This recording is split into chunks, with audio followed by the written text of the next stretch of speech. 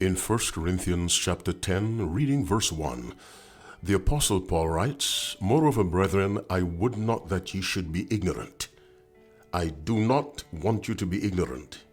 He could have said, I want you to be knowledgeable.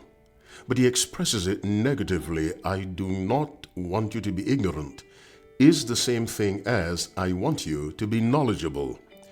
We see this again in 1 Thessalonians chapter 4, verse 13.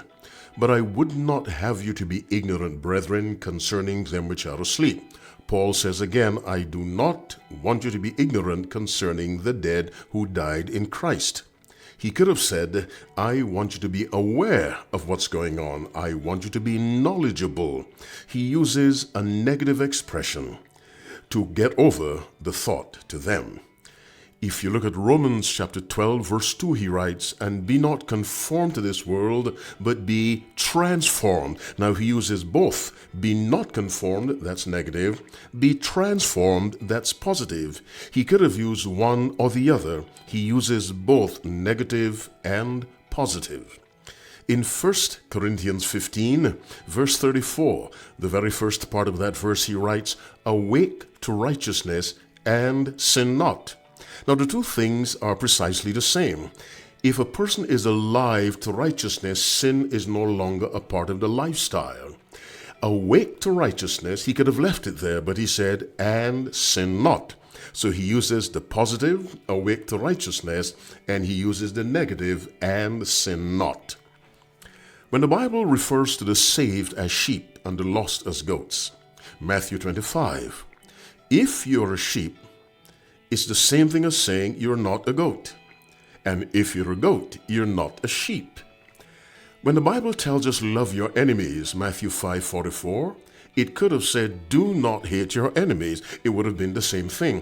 Frequently, it is good to look at the positive and the negative to get a greater impact of the message. Now, let's apply that to the fourth commandment.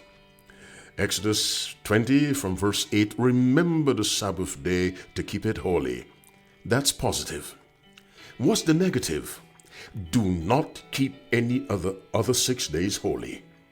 That's the negative. But it amounts to the same thing. If there's 7 days in the week, and the negative message is do not keep 6 days holy, then it simply means one must be kept holy. And so the positive statement, remember the Sabbath day to keep it holy, the negative statement is do not keep the other 6 days holy. And so it is not enough to say, remember the Sabbath day, and some people argue, well, I'll keep Saturday and I'll keep Sunday and Wednesday. No. The commandment, the negative side of the commandment is do not keep any other day holy beside the seventh day. Remember the Sabbath day to keep it holy. That's positive. The negative is do not treat the other 6 days that way.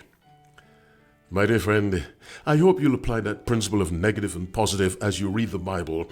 Perhaps information will come to you that otherwise would have remained hidden.